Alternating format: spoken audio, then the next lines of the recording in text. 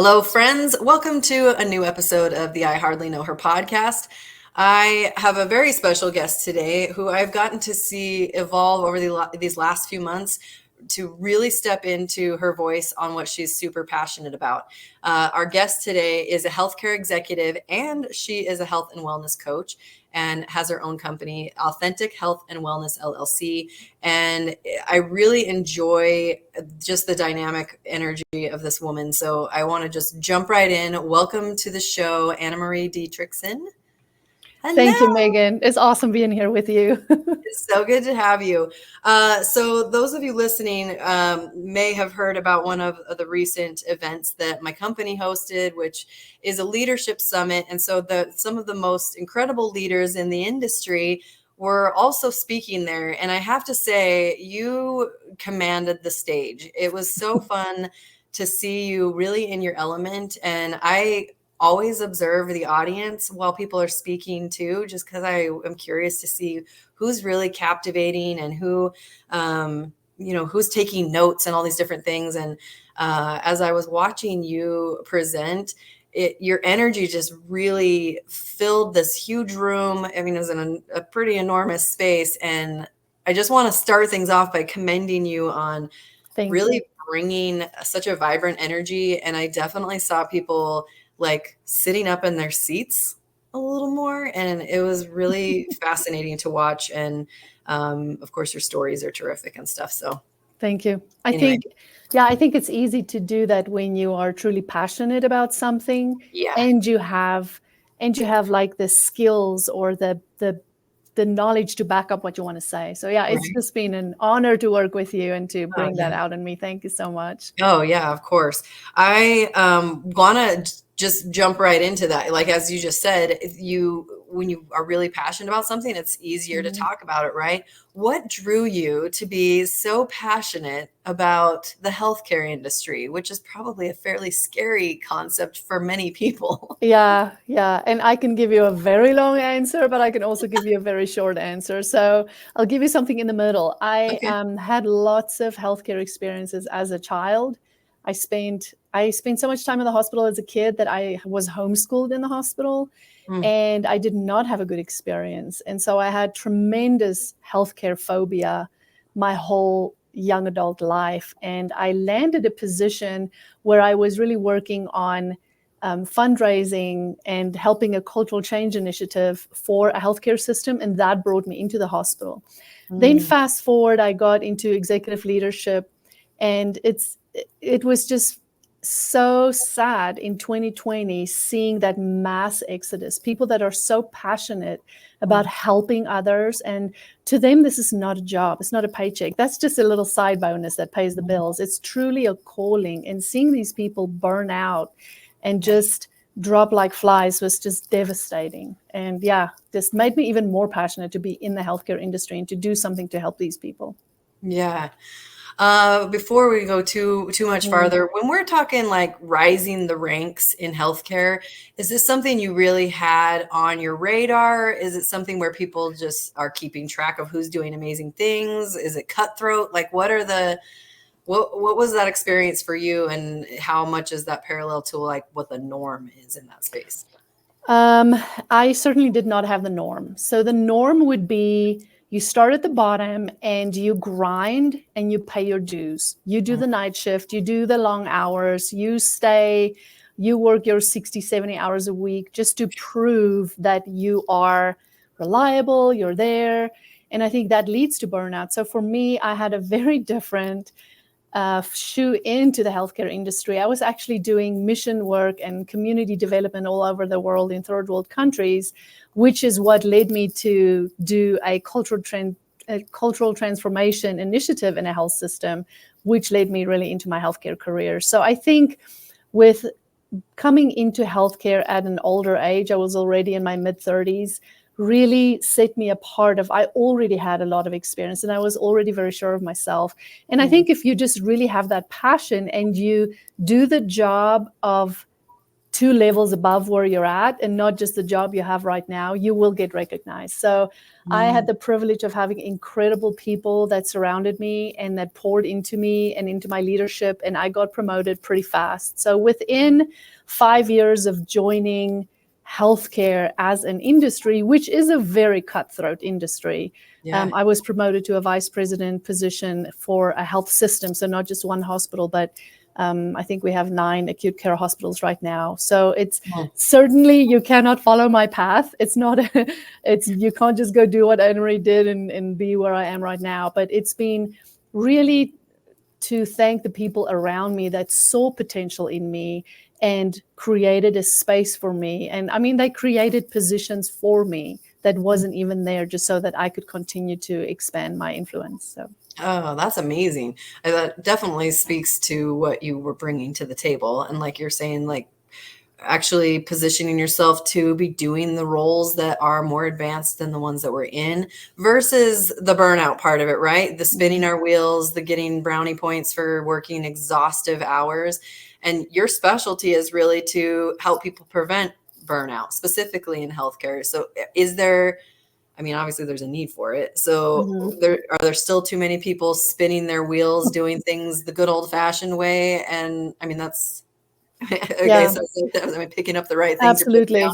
Yeah, it's fascinating. So in my corporate job, I'm responsible for the patient experience and the quality of the care that patients are receiving. So it's pretty much like customer service, but in a healthcare sense. Yeah. And then in my business, I focus on coaching folks to really help them steer away from that burnout.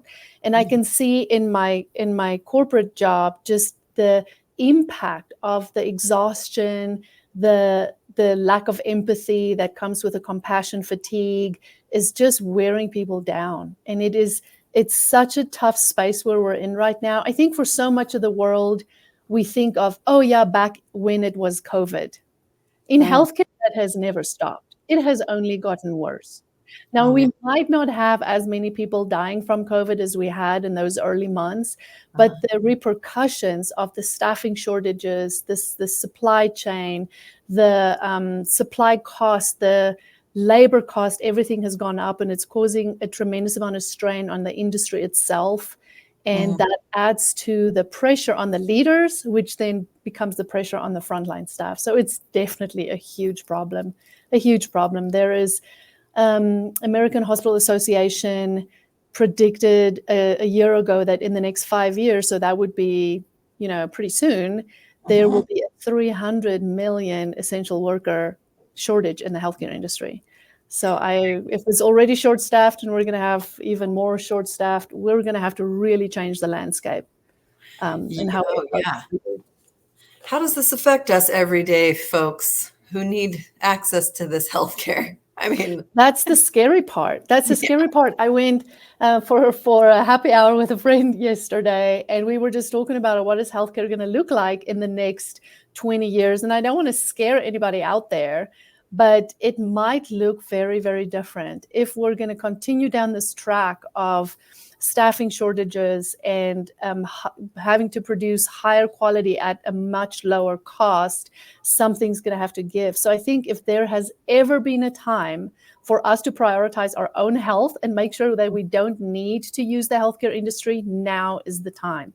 It's amazing to me that I'm originally from South Africa, and in other countries it's completely opposite. In America, it's like we're incentivized to use the healthcare system.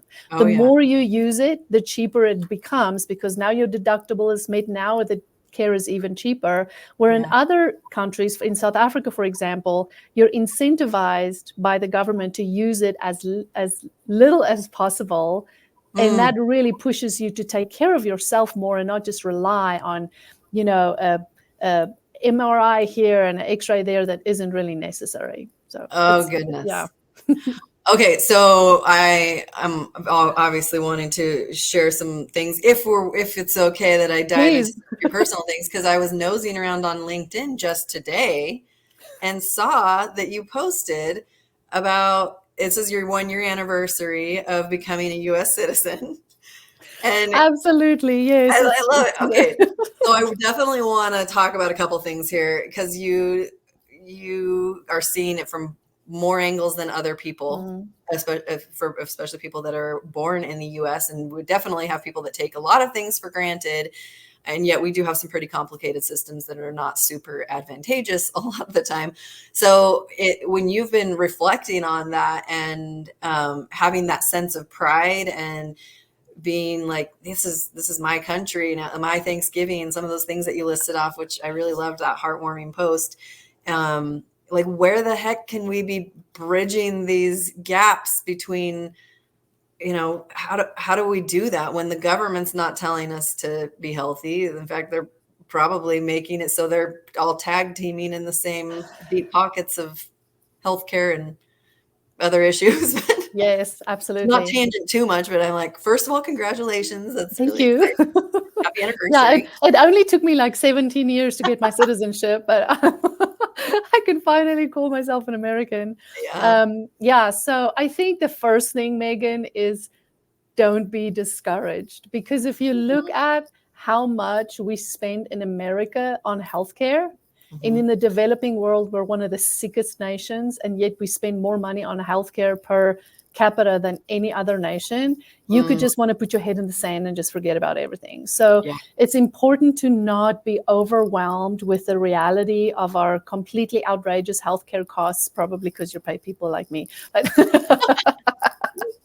and it's just important to not be too discouraged, but think that there is movement. You might not see all the movement, but there is movement happening. Like the whole functional medicine world and alternative medicine is becoming more and more of a thing that people go to. And I am certified by the Functional Medicine Institute, which is really a way to look at healthcare instead of just treating symptoms in isolation, to look at the root cause and fix yourself from within.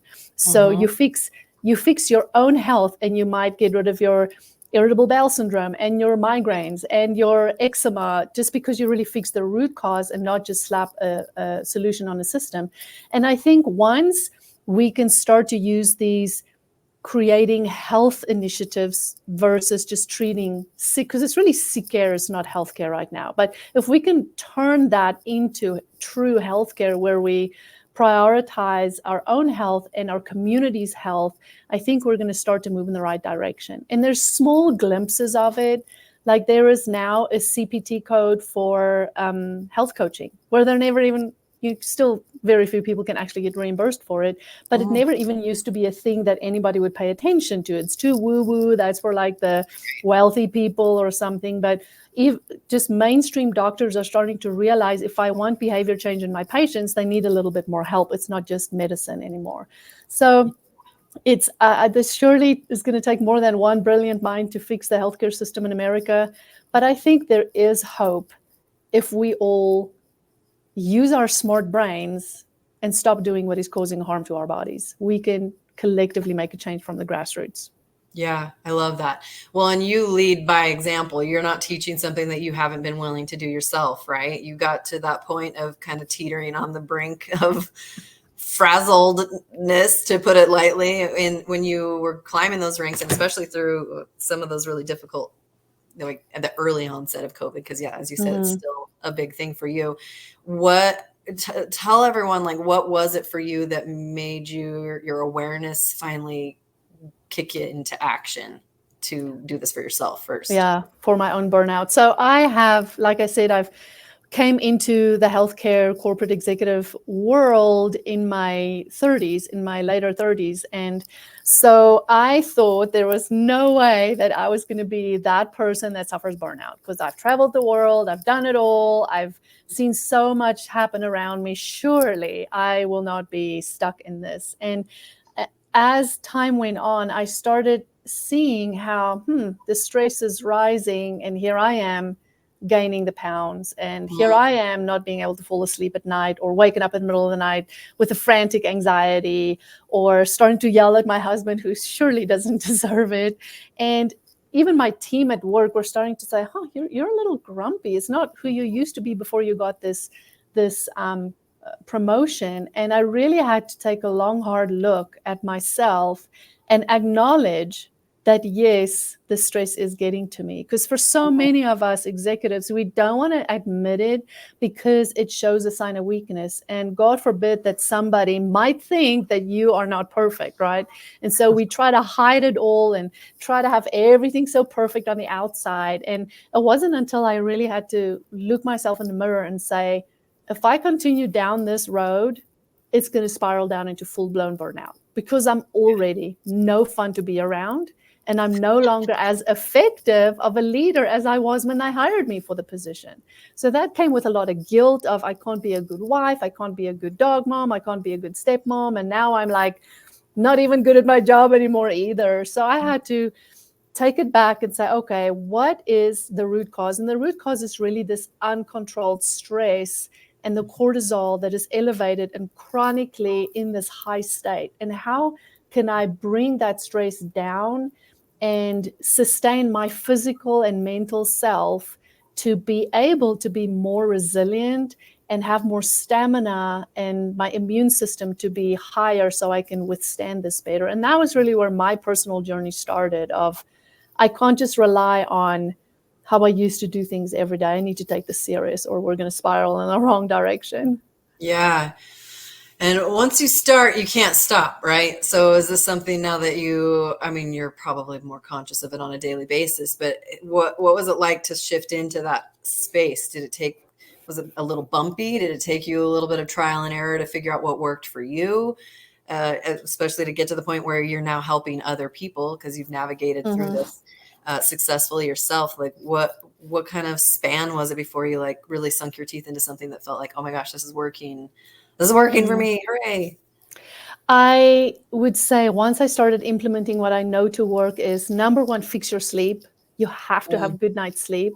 And I really concentrated on not skimping on my exercise, but truly making sure that I'm building that little bit of stress every day so I have more resilience when the real stress comes through my exercise. And I started working on my nutrition. I saw changes really quickly. However, I'll have to be honest with you. It is still a daily, okay, I feel stressed. I deserve that donut.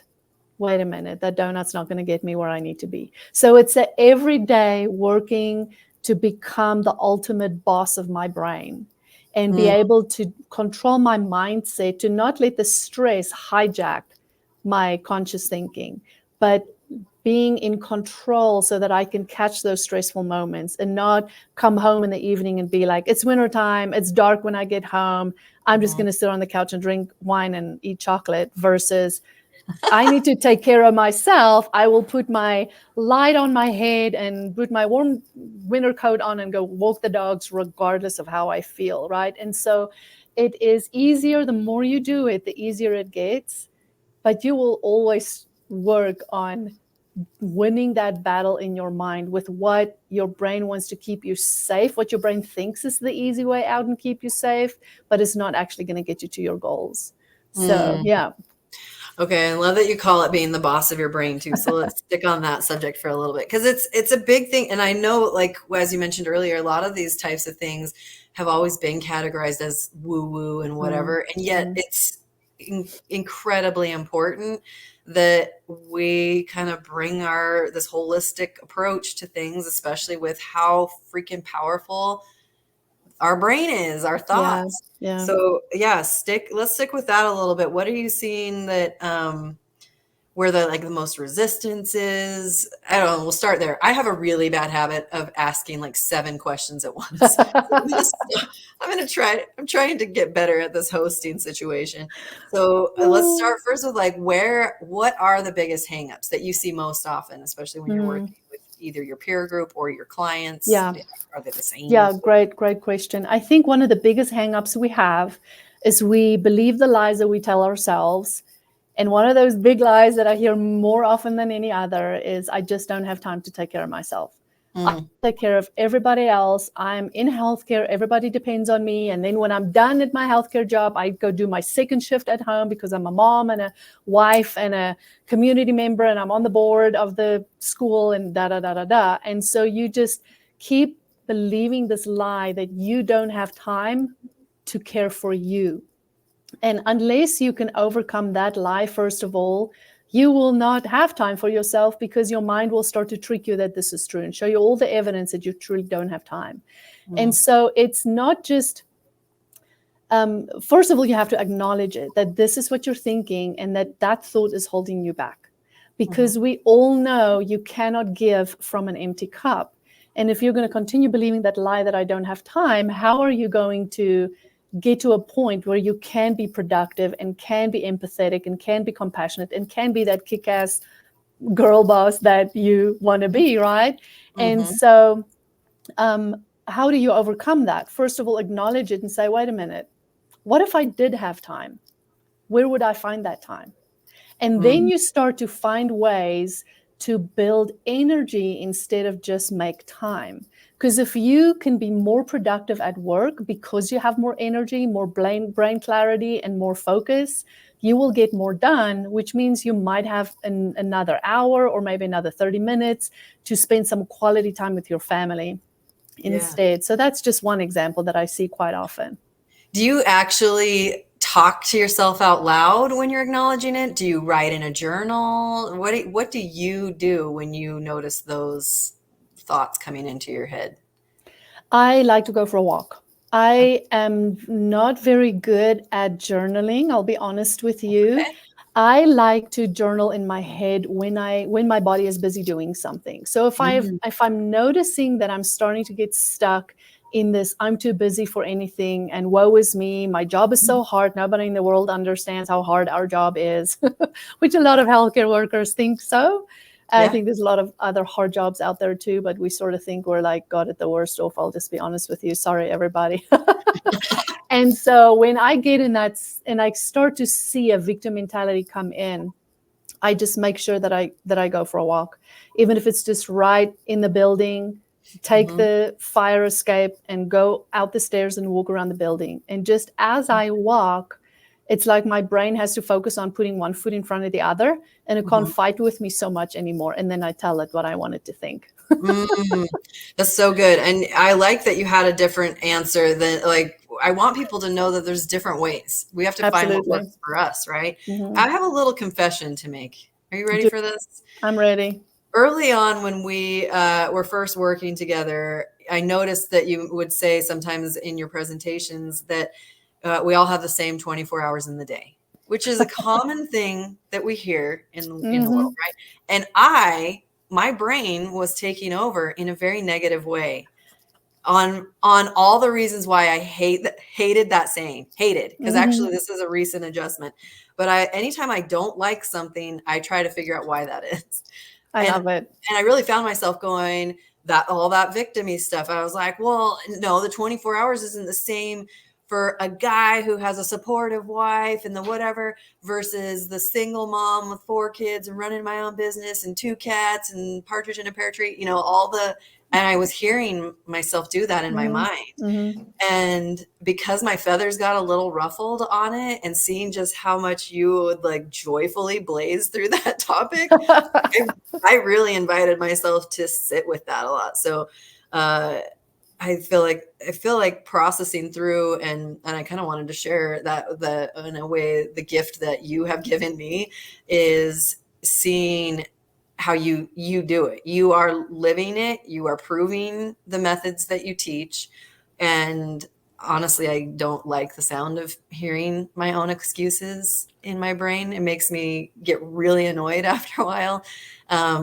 So yeah, I guess ultimately that's a thank you of the way that you positioned it. Sounded almost like it's so easy. We all have the same 24 hours in a day. And then I was just like, and now I'm realizing it because I really had to be very honest about where I was not being as productive or where I could make adjustments, because I still only have the same 24 hours and my attitude really dictates what I'm going to do with those. And I can get a lot more done when I'm the boss of my brain instead of constantly looking at all the things that feel like are holding me back or making it a problem for me. Yeah, thank you for sharing. That's powerful. I appreciate it. I'm glad I ruffled your feathers. That makes me feel very happy. I think it's so interesting how much time we spend wasting our own energy and wasting our own time just by a thought like that. Well, their 24 hours is not as valuable as my 24 hours. And Right. they have help in their 24 hours. So they have someone who cleans their house, which means they have extra 2 hours that and you just can Right. spend so much time circling in just junk thoughts like that. It's just stop. Just if there is a thought in your mind that is not helping you, just stop it. Yeah, and I add a little bit of a blessing to it for those people, because if I feel myself resenting someone, I also don't love that, even when I notice, that's still something that comes up for me. And then I'll like add it to my goal. My list of goals is, I've had housekeepers in the past and I loved Yeah. it. And I used to feel like I had to justify it a lot, right? And yet Mm-hmm. anything that we're seeing that, oh, well, it must be easier for them because they have XYZ. Mm-hmm. Why not shift the perspective to be like, well, what can I do differently to have that enter into my space? Yeah. To maybe, I don't know, in all the different little ways that we might be nitpicking. It's whatever. Yeah. So it looks like both you and me both want a housekeeper. Yeah, it's on the short list Exactly. I need to Exactly. have back into my life.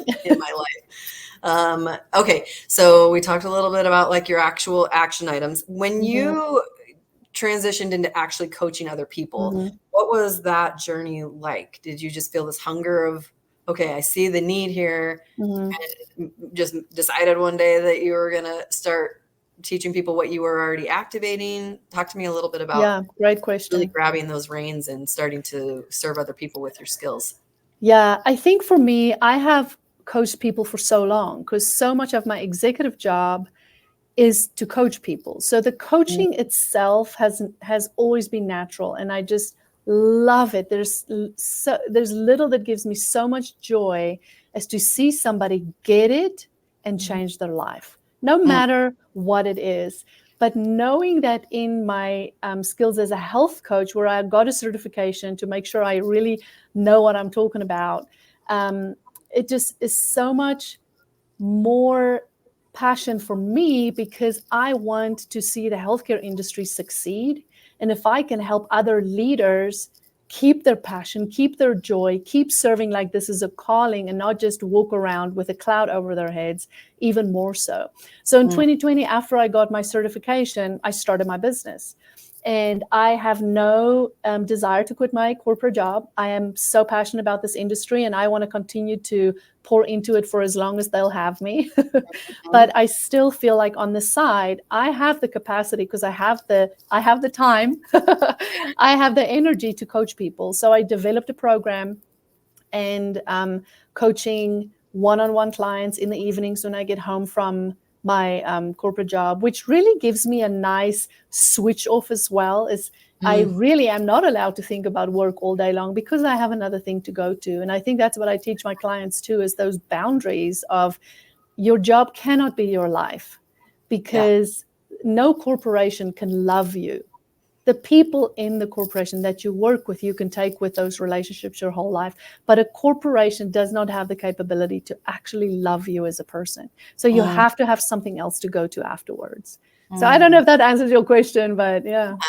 I love it. And I feel like, I mean, you were talking earlier about how it's predicted that we're going to have this massive shortage of people in the health industry or healthcare industry, which is kind of an alarming thing.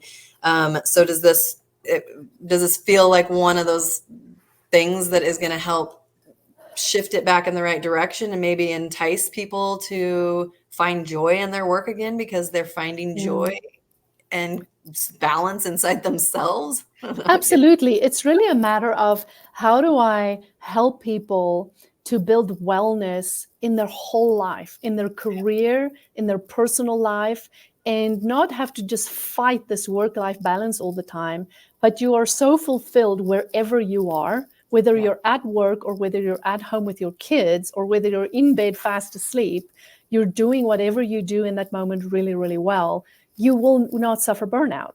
And if we can have more people in the healthcare industry and really any corporate executive take better care of themselves, we will have more power in our delivery in what we bring to this community when we don't walk around with guilt and exhaustion and brain fog and just blurred vision, but we can come to whatever it is and wherever it is that we serve and bring our very best, and then go home and give our very best to our families. You'll have healthier communities in the long run. So to me, this is really a long-term vision of, can there be a movement of healthcare leaders that are so healthy that they just spread health throughout the whole industry?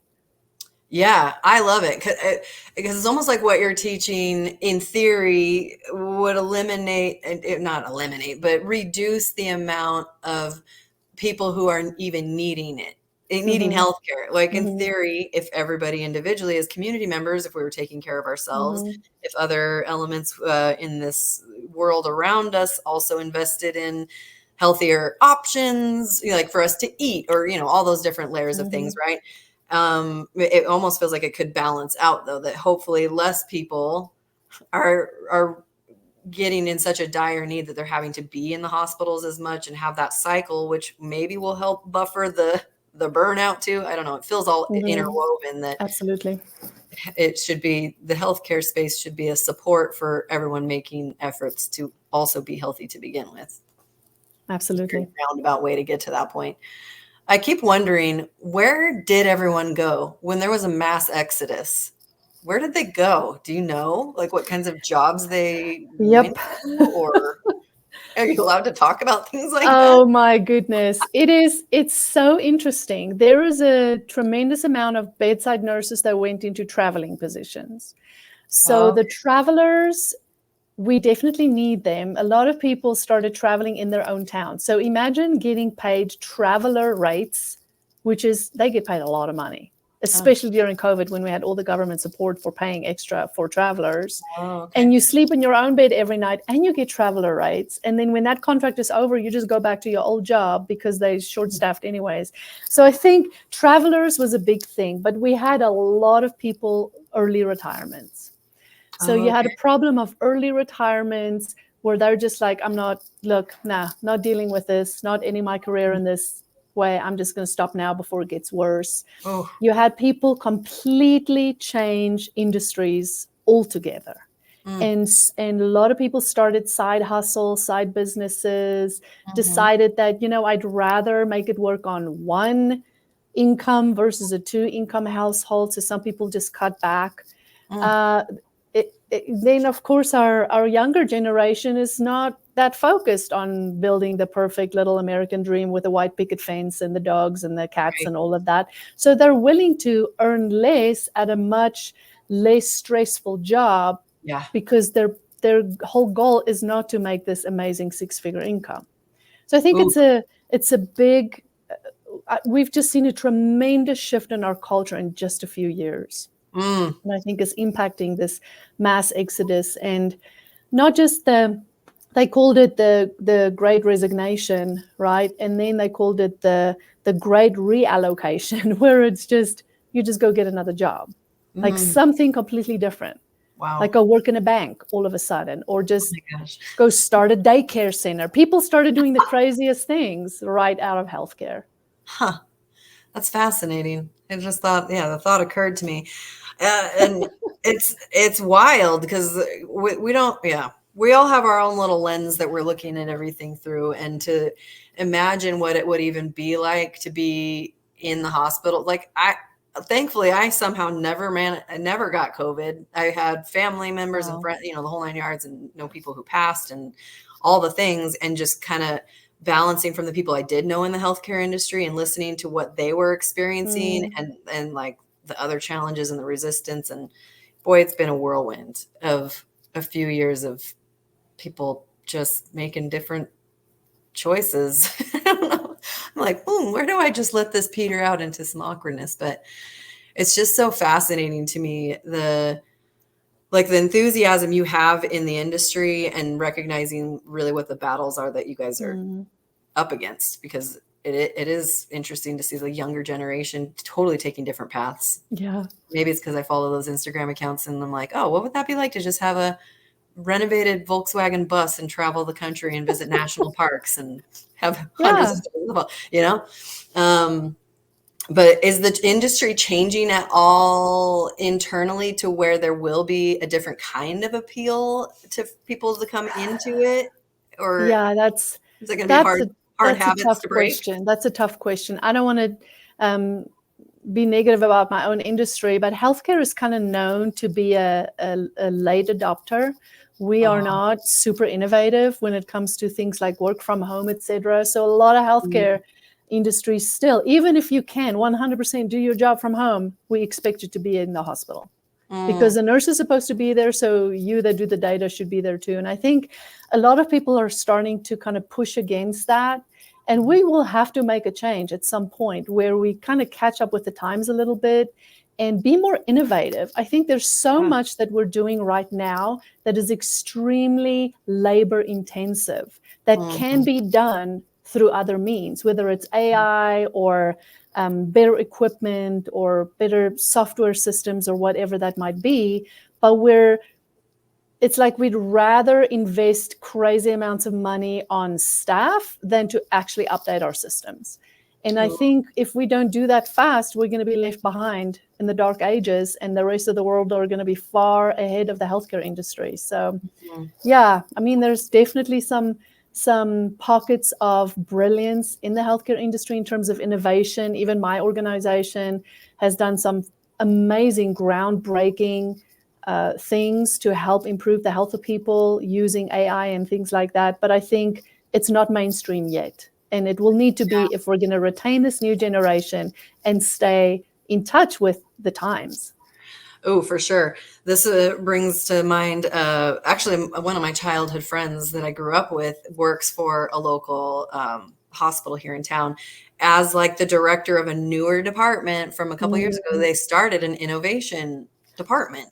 And I still am not 100% sure what that means, other than I follow some different posts, of seeing where they're trying to not only dip their toes in, but to be part of solution creating in areas where it's been, I don't know, maybe just too antiquated of systems. And yet I know there's been times too that I think when a new idea is presented, and this is probably with because I used to work in banking, which is also a little bit of a, certain ways that things happen. But when there's like their mind is set up about things, even if a new idea is proposed and it could even save money or it could make things easier for client experience or whatever, it's like the resistance almost comes from people who are like, well, that wasn't my idea, so it's not good enough. Like, I don't know if that's the same thing that you guys experience, is like, even if there is great ideas and we have access to these resources, we need more people to bravely activate them and see that as a positive thing instead of maybe, I don't know. I guess I don't understand. Yeah, I think when it comes to the healthcare industry, it's more because we have such tight margins. Like the general public thinks that we make a ton of money, but the margins are so tight before a hospital goes down versus actually make a profit. And therefore, a lot of the leaders are kind of trained to be extremely risk averse. And so you don't just invest in a several $1 million software if you're not really sure that it's going to work. So you'll let the rest of the world test it out first before you adopt it in healthcare. Oh, I see. That's okay. That's an interesting thing. I might be wrong, but I think that's what I've seen so far in the industry. Yeah. Very risk averse. Well, and I think that's an interesting point too for any listeners that don't know how the healthcare industry works, because I'm definitely in that thought process that I'd be like, some of the hospitals that I know that are nonprofits, quote unquote, and yet, I hear different reports of who's making what and all these things, and it's like, it seems like an incredibly lucrative business. But then also, like, a lot of stuff when I've looked at my own bills of having babies and different times I've been in the hospital, and how much goes to each line item, and the like laundry list of things that are all detailed out, and how much of that is to the insurance companies or from the, there's so many layers that are way beyond my brain's bandwidth at the time. But I think that's a cool thing to be aware of, and maybe encouraging to those of us in industries that can be a little more forward thinking, to show the proof of pudding to get. Absolutely. It's interesting. I was at a conference a while back, and there was so much talk about AI, but it was a conference for chief financial officers, chief executive officers, and chief operations officers. And the majority of what came out of it is we are scared of AI. Versus let's embrace it. There are some fantastic things. If I just think in my world of patient experience, we can do so much with much less effort and pressure on the nurses to do the work if we truly utilize our AI, right? But we're kind of like, let's see what the world do with it first, if it's really safe before we totally jump in.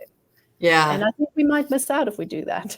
I think that's a risky thing to wait on as much as like when you hear things that, and I don't know, maybe is there any fear of it being like a whole job replacement type of a thing? No. I mean, really, there's already a shortage of employees anyway in that space. So that's certainly not the issue. The issue is the security. Because I mean, in healthcare, we have a lot of information that a lot of people would like to get their hands on. So I think that's probably the biggest thing. Okay. Yeah, that makes sense. All right. So what are you like most excited about these days? What are you feeling just pumped about? I am pumped about the fact that it is possible to live a thriving life with a great career and a great personal life. I think about this so often of just a few years ago, I did not have a business. I wasn't a vice president, and I didn't have energy, or thought I didn't have time for anything. And now my life has expanded so much, and there's still room for more.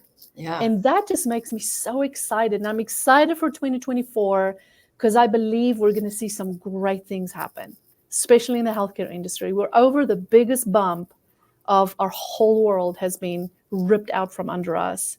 And we're starting to see a little bit of normalcy come back. And that just makes me so excited. Oh, I love it. Well, and you are certainly one of those on the front lines as far as being a voice for the industry and getting out there, hopefully seeing you on many, many more stages in teaching people how to adopt the skills that you have not only launched into, but continue to activate on the daily as needed, right?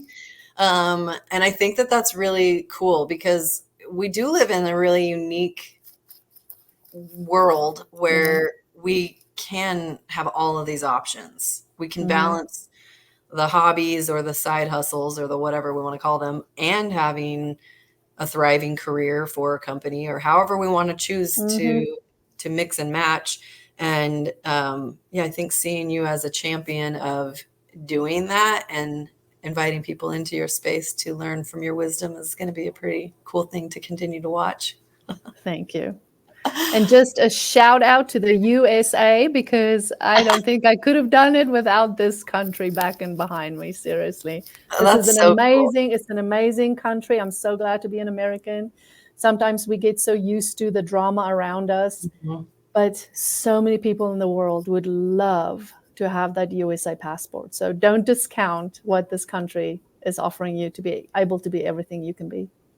I love that. Yeah, I appreciate that. So anyone out there listening to that, and if any of you have been feeling any of those heated feelings that we sometimes feel, we do have a lot more control over how we're reacting to things and how we can still choose to show up to be the kind of American that we want to have more of in our own country, right? Doing the things. So I love that. Well, it's been so fun to have you on. You're always so packed full of insights that are really helpful, obviously within your industry, but very much things that anybody could activate in it today. If any of you guys are listening and you've heard in your own brain any kind of negative self-talk or negative talk about anybody else, about the country or about the school where your kids go, I'm like thinking of the things that frustrate me. So like we get to activate those things right away and we can be in a lot more control of being that boss brain, like you said, and really opening up the opportunity to thrive. So thank you for the gift of some of these tools that we can really put into play like right now. Thank you, Megan. It's a joy working with you. Thank you so much. Thanks for tuning in to the I Hardly Know Her podcast. For information about leadership workshops, public speaker training, and all things kooky Megan, check out improvteamculture.com. We'll catch you next time.